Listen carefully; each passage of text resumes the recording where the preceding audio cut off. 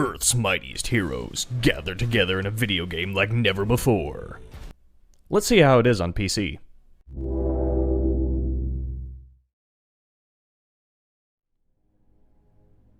Hey, Captain Ash here. Welcome to a new series I'm going to be doing. We're going to be calling it The Port Report.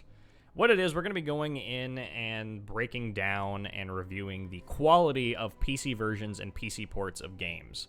And I'm going to be trying going into a lot of different types of games, both AAA like this one, or all the way down to your little indie games and stuff like that. Just kind of whatever games happen to capture my interest.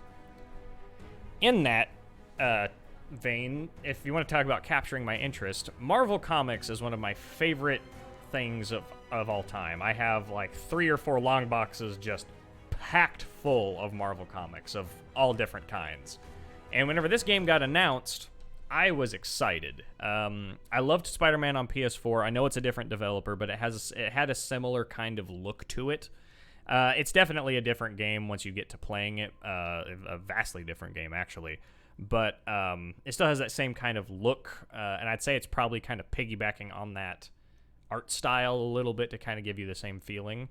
But I am very excited for this game. But before we get into the actual gameplay itself, let's go ahead and break down the settings options. After all, this is a PC port breakdown, and what is a PC game without settings?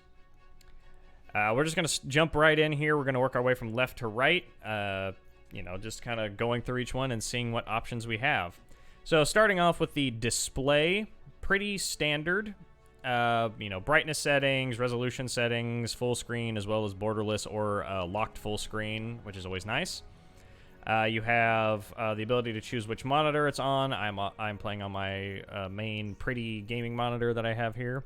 Refresh rate settings, VSync, always good. AA, which is for some reason not in graphics, but this is, in my opinion, a little bit lacking. I generally like to see a couple, more than just a couple options for AA. We have TAA, which is a bit more of a heavy hitter on the system, and then SMAA, that is a little bit less intensive, but it still gives you some level of anti-aliasing. I would have liked to have maybe seen FXAA, but at least as another option. But these two are fine, as well as off as well. AMD Fidelity FX, if you happen to be playing on an AMD graphics card, this game is kind of optimized for AMD graphics cards as well as Intel CPUs, which is kind of a strange mix, but which is funny because I'm actually the opposite, NVIDIA graphics card and AMD CPU. Which, by the way, I will put up all my system specs on the screen. It's definitely not a supercomputer by any means, but it definitely will get the job done, in case you're curious to see what kind of hardware I'm running on for this. Dynamic resolution scaling, I have that turned off. Subtitles, always good to see, as well as closed captioning if that's something you want or need. Graphics, pretty standard here. Motion blur, bloom, all this different stuff. It breaks it down pretty well. However, this game does have the issue that I see on a lot of other games. And that is the very highest setting preset is not the highest the game can put out. For some reason, certain developers don't understand that if you don't have the max settings as an option in the presets, certain people won't realize that the game can go higher. So as you can see here, I have it set to custom. If I click very high, did you notice what changed? Level of detail and shadow quality. If I go in here, very high sets it to the very high setting. But there's also a setting above that for ultra, of which there is no setting in the presets. As well as if you simply just go with the highest setting preset, it also does not turn anisotropic filtering all the way up, which is very strange. Typically, anisotropic filtering doesn't hit your system too hard. You typically start turning down anisotropic filtering when you really need some extra frames on like a lower-end system or something like that. But it's just frustrating to see... oops, got to turn motion blur back off now. It's just kind of frustrating to see that the highest setting preset is not the highest settings the game can run at. Because for someone like me, that's fine. I typically, before I even jump into a game, I will just jump right into the settings menu, start customizing it to the ways I generally like to play my games, and then I'll go. But for people who are just booting the game up, you know, they'll go in, set the preset to whatever they think it needs to be, and then they jump in. If they're running on a really high system and they want or high-end system and they want the game to look the best it can, they're missing out by just hitting the preset, because there are certain options that can go higher than the highest preset option. It's not really a big deal, but as someone who likes having that customization on PC, that's kind of what PC gaming is all about, more or less. It's just kind of frustrating that it's not there. Let's see. Moving on to gameplay, pretty standard here. Just some kind of gameplay changes to the setting. Or settings to change, I should say. Ugh. The English language is hard sometimes, guys. You know, target lock, manual, you know, different kind of hover, flight settings and stuff like that, as this does have multiple different types of characters, like Iron Man, for example, who can fly. Moving over to key bindings, this is a good things to see here. All your remappable keys also have a separate alternative key binding, which is always nice. As well as pretty much everything in this game can be rebound. I really haven't run into any like weapon wheels or similar type mechanics that you typically see on console-focused developed games. I don't think this game was. I don't think this version was necessarily developed for PC, but it definitely has had a little bit more TLC added to it than certain ports. As well as we got the different types of like aim and run toggling or defensive mode. I generally like to just hold it, have the button set to hold, so as soon as I release that button, it stops doing whatever that is. But there is the ability to toggle if that is your preference. Mouse settings, always nice to see the separate sensitivity options for both X and Y axis. Typically, you just have a slider that's just the mouse sensitivity. But when I see this is really nice, as well as the ability to break it down into different types of flying, or mouse movements for flying, for aiming. Because like I said, there are a lot of different play styles in this game. And then as well as you can invert the mouse if you're a maniac. Gamepad options, you know, pretty standard here. Change your stick sensitivity, vibrations, stuff like that. Controls, while you have some different default configurations, this does do what I like to see in a lot of PC games that have gamepad support, and you can actually just outright remap whatever button to whatever. I think this is really nice to see. You don't usually see it on console versions just because it's typically not the focus of a console. It's typically just kind of boot the game up and go.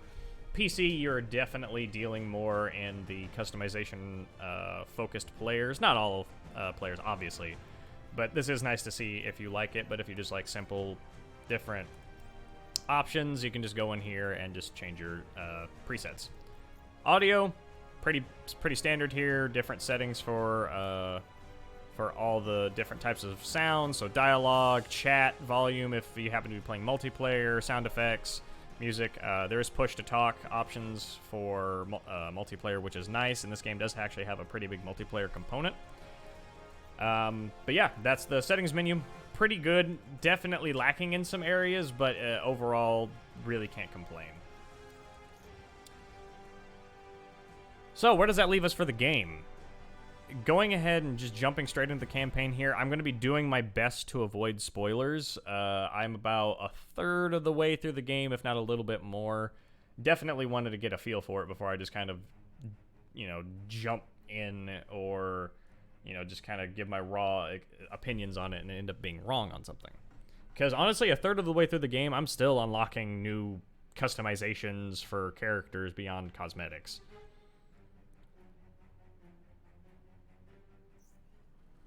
All right, here we are on the Chimera, one of the helicarriers that S.H.I.E.L.D. has. I actually recently just unlocked Black Widow, so that's who I'm playing as right now. And the way this game works, less like Spider-Man where it's a big open world, this is more of a kind of, you have a hub world and then you go into these kind of different mission areas. We're going to go ahead and start with what's in the hub world here just to kind of show you. More or less, this is just kind of here for fan service moments to be like, hey, look, do you remember this from the comic books? But it does have some function as well. For example, I actually think I went to the wrong room here. There's a technology bay that has some crafting options, as well as each character, as you unlock them, they'll have their own private quarters. I'm going to sneak into Iron Man's here if it'll let me. And it will. And each one's just kind of decorated towards what you think they might have in their rooms. Like, Tony Stark's got, all his robotic components and the cool guitars and all that fun stuff. Of course, it's an unmade bed. All that good stuff. It definitely gets the characters really right, which is nice to see. As someone who's like I said, a big fan of Marvel Comics, it's always nice to see whenever they get a character right.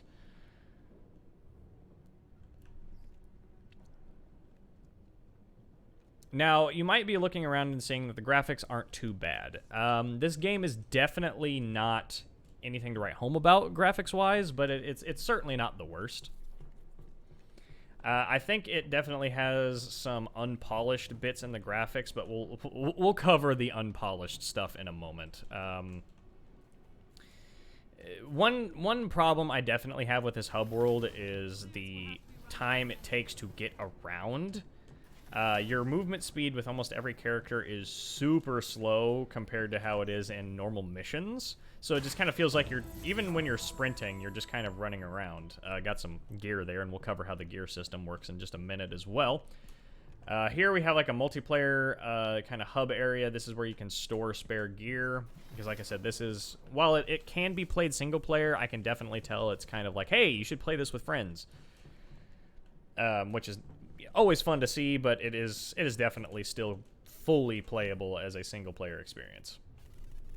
I'm just gonna go check out Black Widows here. I'm just kind of showing some stuff off. There's just, like I said, there's like little nods to the comic books. There's also a couple nods to the movies because they definitely know that a big part of the Avengers / Marvel fandom in recent time has kind of come out of the movies and less out of the comic books. Which, by the way, if you're just a fan of the movies, I highly suggest going to your to a local comic book store, picking up some comics, and just seeing what you think.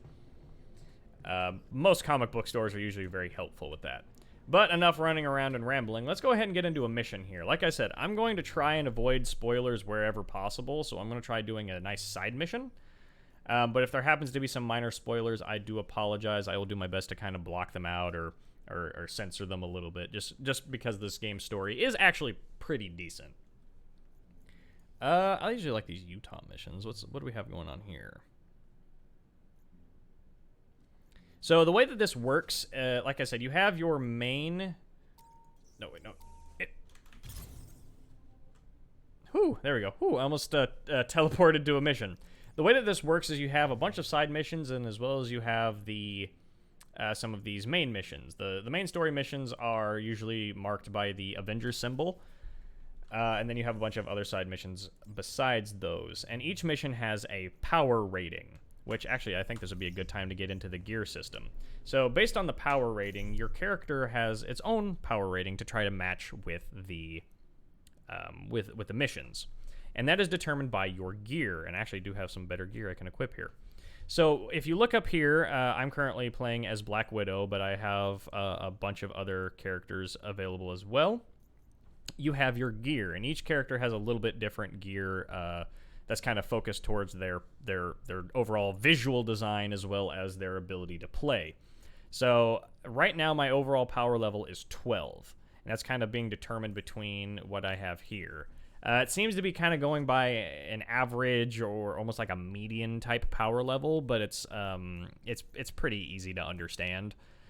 So it basically kind of breaks down to whatever the higher number is, you go with that. There is a little bit of variance in that, and certain items will have a perk attached to them. But a lot of times you'll just be sitting here, it's just 11 power level for these pair of gloves. Or 13 power level or whatever it is, and that just directly affects it. However, certain items will also have perks. So you come in here, see this one has a gear perk of 11.1% chance on melee to melee critical attacks boost willpower. Some of the wording on it's a little little strange and like in terms of sentence structure. But that's actually not a bad perk. But what did I have before? So an 8.5% chance of a heavy hit combo finishers to grant an invulnerability buff. It's not bad, but that 8.5% is definitely not a very high chance of that happening. So we're going to go ahead and go with this. Now, let's say you have an item that you really like the perk for. For example, let's say I really like this 11.1% chance of willpower boost on a critical attack. You know, let's say I unlocked a level 15 pair of gloves that didn't have that, but I wanted to keep this perk. What you can do is by collecting resources, which I will show you those in a minute, you can actually boost it up, and it'll bring it up to the next power level. Now, every item has a max amount it can be boosted. You can't take a pair of gloves you got at the beginning of the game and run them all the way to the end, but it at least lets you keep some of the perks that you like for a little bit longer instead of just like, all right, new item, time to upgrade, even though you might lose your perks. Instead, I actually have a lot of stuff I can upgrade here. And not necessarily, and like I said, it kind of goes back to the just go with the higher number. You don't necessarily always want to do that because you might have one that's one power level lower that can't be upgraded, but the perk is super useful. That one number of power level isn't going to make a big enough difference to really justify not having that perk, I should say. But it's all just kind of depends on how you want to play it and stuff like that. I'm actually going to go ahead and upgrade a couple of these. It looks like this mission I'm going into is going to be a little bit more intense than I am necessarily equipped for. As well as beyond your gear, you also have some artifacts that can change. Major artifacts, it seems like those are more of a story-based mission or story-based item rather than like a farmable item. But I'm not 100% sure on that, as I'm only 33 or 36% through the game. But what this one here does, it is a 5.3 increased critical chance when damage boost is active. And like I said, you can also upgrade these as well. And as you can see, as you boost them, you can start unlocking more and more effects to your character. And it seems like major artifacts are actually able to be equipped by every character. It's not like gear that's kind of character specific. As well as you'll have some minor artifacts. I really don't have any of these at the moment, but that is another thing you can equip. Resources to upgrade. So there's a couple different ways to get these. One, you can dismantle old gear that you're not going to use. Like, I'm never going to use this level 10 no perk item. So what I can do is I can just dismantle it into resources. Not only is this good to, keep your inventory clean, but it's also helpful for, if you happen to be needing one resource, you really don't want to have to go out and farm for that one item. You can just kind of use this as a way to make up for that if you don't mind losing some items. Okay, go ahead and dismantle this one, dismantle some of these. Like I said, I typically go for ones that are either just such a low power level without the ability to be upgraded to a more applicable one. Those immediately get scrapped. But if there's something that's really close, and especially if I can power boost it up to where my power level needs to be, and it has a useful perk, those will definitely stay around. So like this one here, I'll go ahead and hang on to those. They're not super underleveled, but they might come in handy. Another way you can gain them is by breaking resource crates in missions. Let's go ahead and just jump into one here. Let's go ahead and go to... Actually, I already finished that one. Let's see. So this is a control threat sector. It's technically a multiplayer mission. So multiplayer missions in this game, if you're playing single player, it will just bring along some AI-controlled Avengers to help you, which is always useful. But let's see, what's this one? AIM is doing more experiments on citizens of Venture Ridge, Wyoming. The Avengers must do what they can to help them out. Yeah, sure, why not? Let's go ahead and give this one a try. I'm really enjoying the way Black Widow plays, but I actually think I might go with Miss Marvel, Kamala Khan, who seems to be kind of the main character of the story. Actually, we'll go ahead and stick with Black Widow for now. These are the characters I have unlocked. I'm not really a big fan of the playstyle of the Hulk, so he's a little bit underpowered, but he's fine. So how this game works, it's based. Every character has a different has a set of attacks as well as a set of abilities. You have a light attack, you have a heavy attack, and you have a ranged attack. And that's going to vary a little bit based on your character. So like Iron Man has like repulsor beams for his ranged attack, and then he has some more like heavy hitting like repulsors for close range heavy attacks, and then he just punches for his light attacks. As well as every character has a Q ability that's a little bit different. Typically it's some kind of block or evade. But like with Black Widow, she'll have like a grappling hook. You can grapple onto enemies and like pull yourself to them or pull them down if they're a big enemy. Or the Hulk, or sorry, not the Hulk, but Iron Man. He has like a block ability that if you time it right can stun some enemies. Miss Marvel has like a kind of evade ability, as well as each character has 3 kind of what I'm calling superpowers. So you have, for Black Widow, you have Power Surge, which is basically turns her melee attacks into super powerful, electrically charged attacks. So it just basically hits super hard and does a lot of damage, especially against robotic enemies, from what I can tell. You have Widow's Bite, which is this kind of EMP type shock grenade that you can throw out. And then Veil of Shadows, which is an AoE grenade that will turn you invisible and drop aggro around enemies. And then for Iron Man, you have like the ability to call in like Hulk Buster. You have the ability, to do like the Unibeam that shoots out of his chest and does a lot of damage, and then like Arc Overload, which is like a stun, and so on and so forth. But we're gonna go ahead and jump in here with some Black Widow and just see how it goes. Oh, wrong button.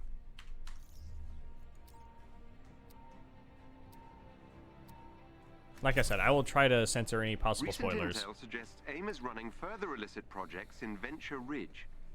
I suggest we pay the town a visit to disrupt them, and remind Monica the Avengers are a force to be reckoned with. Now, one thing I do like is the fan service is one of the fan servicey parts of the games is the ability to choose your customization and outfits. And we'll feed you So like areas to target. So like Iron Man, I have like the kind of more classic Iron Man, like a first suit, and then like Black Widow, I have her kind of a more comic accurate type costume and stuff like that. I'm a big fan of comic accuracy. But there are tons of different customizations for each character, and I can actually show you most of these original ones I got from pre-ordering. But like just for Black Widow, there are just so many different ones. As well as another thing that you can get into in the game is skill points, and I actually have some skill points I need to spend. So you can basically, this is like gaining different attacks, and this looks very similar to the Spider-Man skill tree. So you have light attacks, heavy attacks, ranged attacks, and defensive moves. Let's see. So I want to increase my light attack ability. So let's go ahead and get this. This will definitely be good for enemies with shields. Cyclone kick. Sure. Let's go ahead and get that.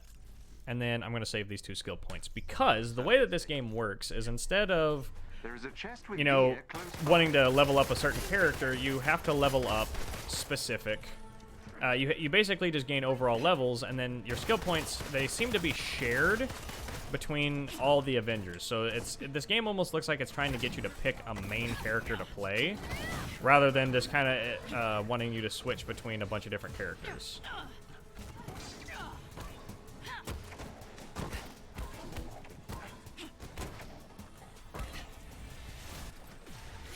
Whoa, what was that?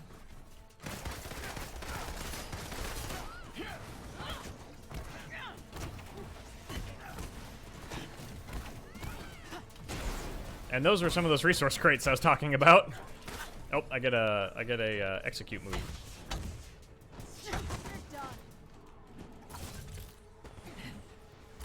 So, how does the game play? You can probably see by my FPS counter up there in the top left. It's not too bad. When it starts getting into the heavier sections of the game, it's definitely more frame rate tanky. But overall, it doesn't run too bad. However, this game has an issue where it will just keep throwing more and more bad guys on screen, and to a point where it starts getting really hard to track what's happening. especially whenever you see like a huge increase in the amount of characters on screen, your frame rate starts taking a big dip. All right, let's go ahead and do this. There's some heavy hitters around, and this also seems to have some like a type of stun damage to it as well.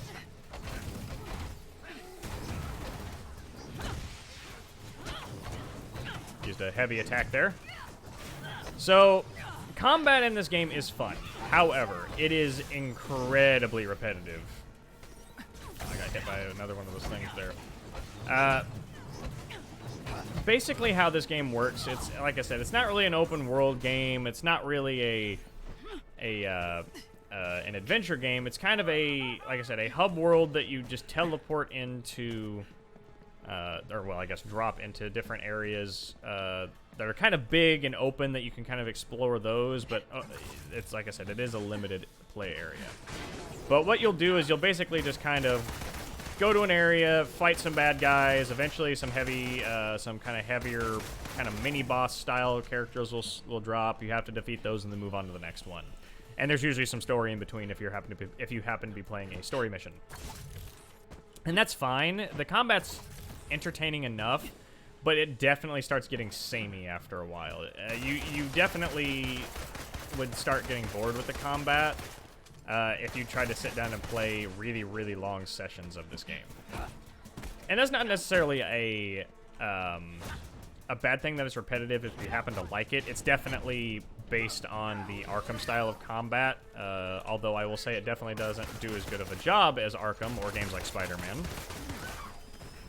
But it is definitely passable. It's satisfying. As far as the way that the game works, you feel like an Avenger. You know, you're sitting here, you're beating the crap out of, you know, in this case, some robots. And you look over and there's Hulk just pounding someone into the asphalt, or Iron Man shooting somebody with his chest beam, or they'll even use their abilities on their own, like the AI players will. So you'll see, like, Hulkbuster will just drop in and just start cleaning house. And so, like I said, it definitely gets the feel of it mostly gets the feel right of being an Avenger. This game definitely is lacking in some polish. And what I mean by that, it's just like, it looks like this game tried to become a jack of all trades, but master of none when it comes to different gameplay mechanics. So, like, for example, gunplay with Black Widow, it's not bad. It's pretty basic. It's just kind of point and shoot, hit scan type. It looks like there might be some projectile speed, but mostly, more or less, hit scan type attacks with that. But Iron Man's repulsors, they feel kind of sluggish and like they don't really hit very hard. Hulk, he plays very heavy and sluggish, but he's the Hulk. That's kind of to be expected to a greater or lesser extent. But sometimes the game will just freak out and just not respond to your controls, or like I'll double tap attack and I'll go through and I'll somehow still go through an entire run of attacks at nothing because, you know, I only needed 2 to defeat whatever enemy I was against. So I just kind of sit there and swing at nothing like an idiot. As well as dodging seems a little bit just inconsistent. There's a dodge mechanic in this game where you can kind of like dodge different things like what I'm doing here, and obviously there is a timing mechanic associated with it. The better the timing is, the better the station is not far. The better the effective it. The more effective it is, I should say. Why don't you guys take a break?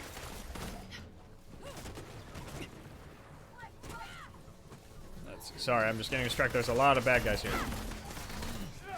So the way that healing works in this game, though, is there's a couple of different things. There's not really any standard regen on any of the characters, but there are different ways to gain health back in combat. One is by doing a finishing move. A finishing move will, 1, finish the enemy off, and 2, it'll grant you a little bit of healing. Nothing super crazy. Oh, I got frozen there. Nothing super crazy, but you all right, Iron Man? But it's definitely there.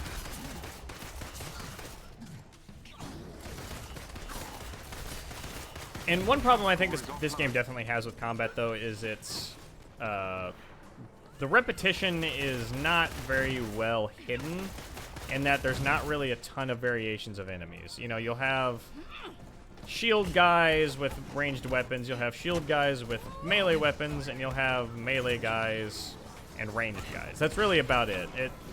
They'll look a little bit different from each other, but like as a whole, they're more or less the same thing. Which isn't necessarily a bad thing. It's just there's not really a whole lot of enemy variety, so it's just kind of simple and boring. Oh, I went down there. And that does bring me to another issue I have with the combat in this game, is that sometimes you'll just get stuck in a bullshit situation that you feel like you had absolutely no way of stopping. Let's say, for example, if you're fighting some missile drones and you happen to miss one of your dodges. Well, not only will you get hit by that missile, you'll probably also get hit by another missile that was right behind it. And then some other guys will come up and start pummeling you, and eventually that will end up leading to you dying. Which also brings you back to the extreme lack of respawn checkpoints. I understand that whenever you die, it's supposed to be like, hey, you shouldn't do that, you've lost some progress. But, like, I'm telling you, if you die at the last, like, little smidgen of a boss's health bar, not only will you be reset to the beginning of the boss, you could possibly even be reset to before the boss fight. Just depends on how their checkpoint system is set up. Let's see, where do I need to be going? Okay, I need to destroy these. And that's very frustrating, where you'll get cheesed out by a boss, or like you'll hit a glitch or something that causes you to die right at the end of a boss fight, and then it's like, well, I'm doing that all over again. But thankfully that doesn't happen super often. This isn't really a hard game, it's just you have to pay attention. You know, get your dodge times right. You know, use your abilities at appropriate times, because they do take a little while to recharge.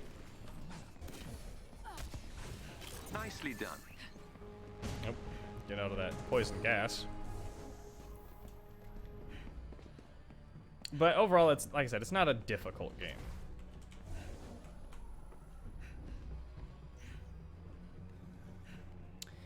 The story overall is pretty good. However, it is very much a comic book type story. It moves very fast. Oh, sorry, Iron Man, you're gonna have to walk. It moves very fast, much like a comic book does. Comic books generally have a fast-moving storyline because they have to get a lot across in a very short amount of time.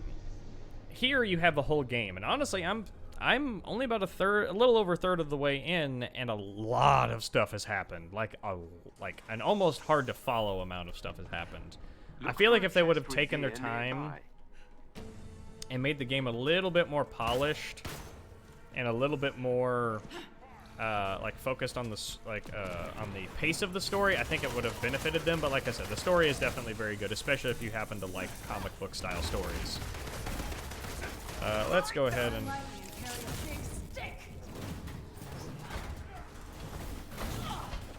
this is such a nice attack because it breaks through shields. And down.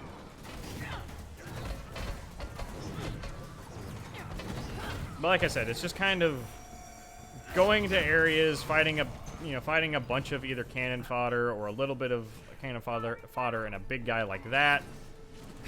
But it's just the variations in combat is just lacking in those. And that might change as I get further through the game. Like I said, I'm only a partial way through it right now. So, who knows once you get farther. But like I said, being 33, I keep saying 33. Being, we'll just say about a third of the way through, you'd think they would probably have a little bit more variation by now if they were going to have it.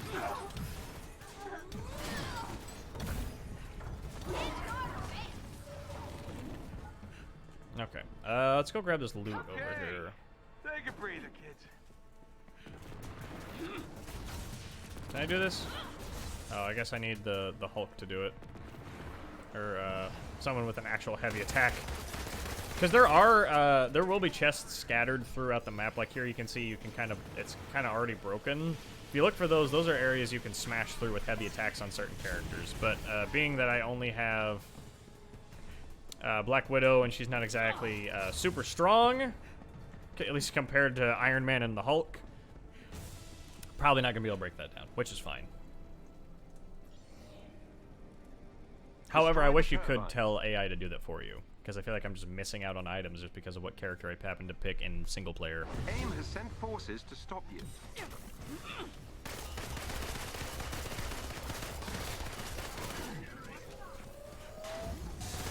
I will say, in regards to the like the superhero abilities, it is kind of frustrating with the recharge times on a lot of them. Like, you feel like you almost need to save them for big boss fights that actually don't really end up happening.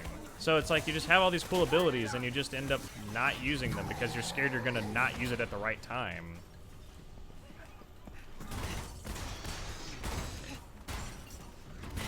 Let me just punch this with absolutely no regard to my own physical safety. Ow.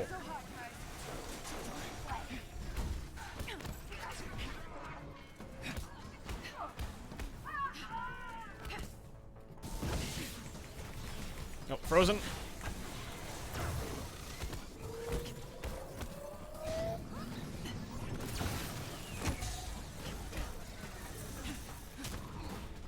The tracking is also a little weird. Like, you'll sometimes just jump to an enemy you weren't even really looking at, but that could just be a glitch that could be patched out. I don't really see that as being a major issue.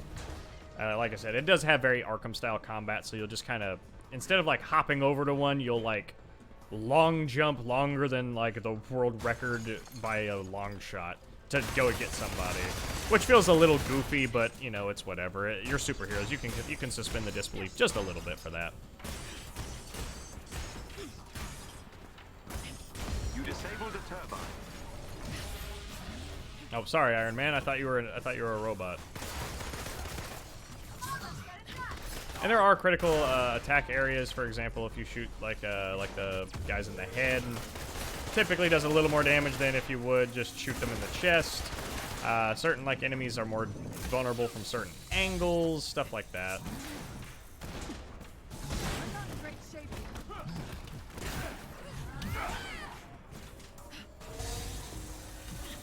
Oh, I need to find some healing here.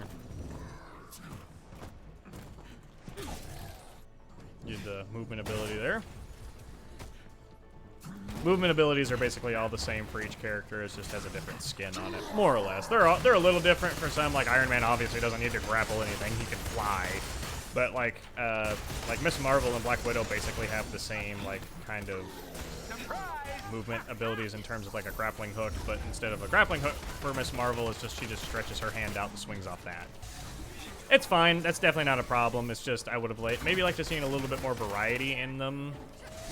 To kind of make them seem a little bit more distinct. But, you know, whatever.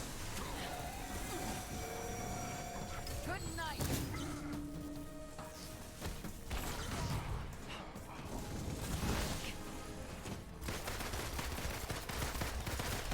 I can already hear it now. It's like, you need to dodge more. It's like, I know, it's hard to focus on that and talk.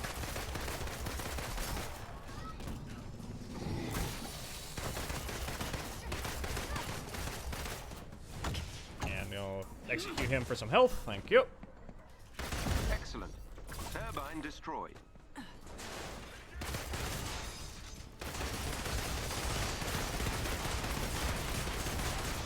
Alright, let's just go ahead and reload, and then I'm just going to proceed to beat the absolute crap out of this. Time for the big gun!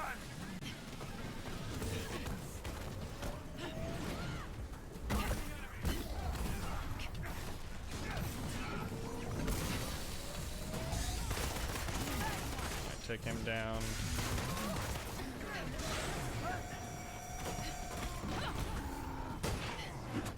Oh, I'm down again.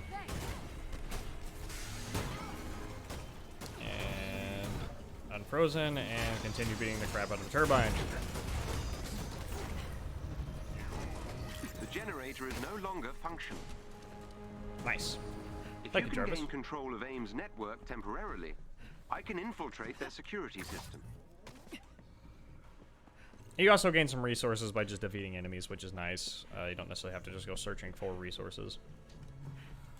Alright, might as well use this while I'm here. Get a nice full heal. Can I? I can.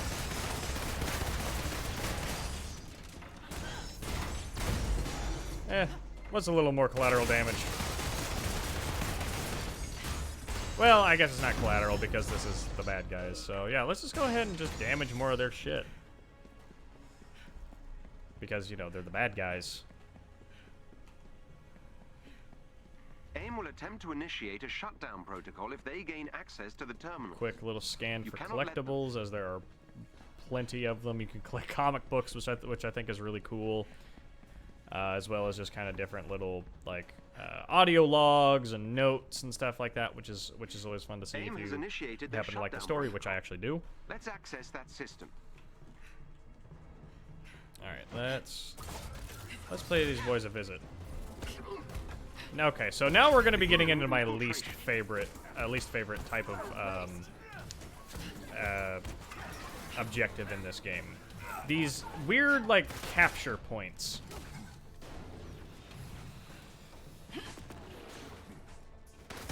And what these are, it's like you have to stand in these areas and keep them away from the enemy, and basically get your bar up to 100% before Thank you. before the enemies does. The problem is that it's just hard to maintain all of them. AIM security system. Because you need to... This one's not too bad, because this one, you have to just make sure no one else takes it back from you. But there are some that requires you to stand in the center of a circle while you're just getting hoarded by enemies. And while that's not necessarily a bad thing, the way that this game wants you to play it, it sucks being stuck inside like a 50 square foot circle, if that. It's probably more like a 25 square foot circle. Or, well, I guess square foot isn't quite accurate for a circle, but you know, whatever. You know, like a 25 foot, what would it be, circumference, I guess, circle, and you have to stay in it. If you stay out of it, it won't charge up your meter. And so, which means you'll actually be actively losing the fight. Or, well, not the fight, but the objectives. What was... Oh, I guess there was a bar to swing off there.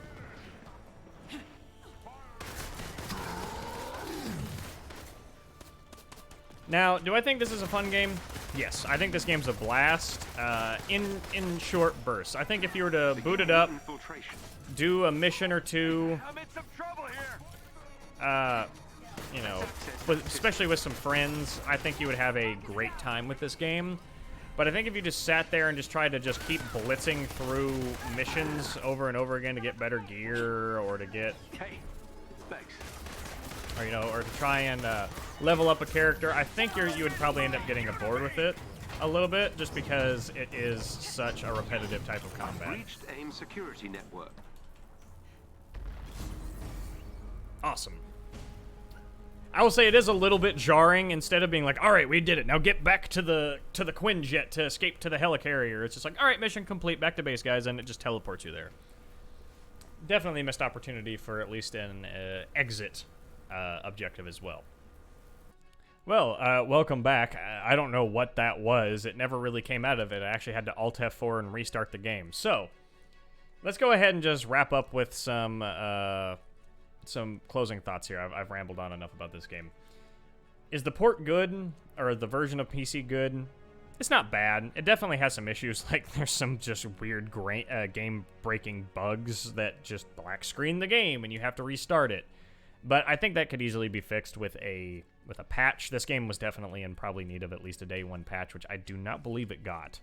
That being said, I think this is definitely worth picking up if you pick it up on sale. I think if you were to buy this at full price like I did, I don't think it's quite as worth it. The multiplayer seems interesting, but overall, I think the single player is kind of the strong suit of the game, at least in the story. But the replayability will definitely come out of the multiplayer. So like I said, if it happens to be on sale on Steam, go ahead and pick it up. I think this is a great $40 game. I think this is a great sale game to get during the summer sale or the Christmas sale. But at least in its current form, I can't justify it being $60. Now that being said, they are going to be the developers have said they're going to be releasing free character packs for this game, and you don't need like the deluxe edition or anything to get those. It's just going to be free characters, which I think is really cool. I'm excited to see my favorite character, Doctor Strange, get added. But I think if you picked it up at $30 or $40, I don't think you'd be too disappointed. But with that, we'll go ahead and wrap up this a little bit of a rougher but first episode of of the Port Report. And I will see you guys next time. Thank you all for watching. Remember to like, comment, and subscribe. Bye-bye.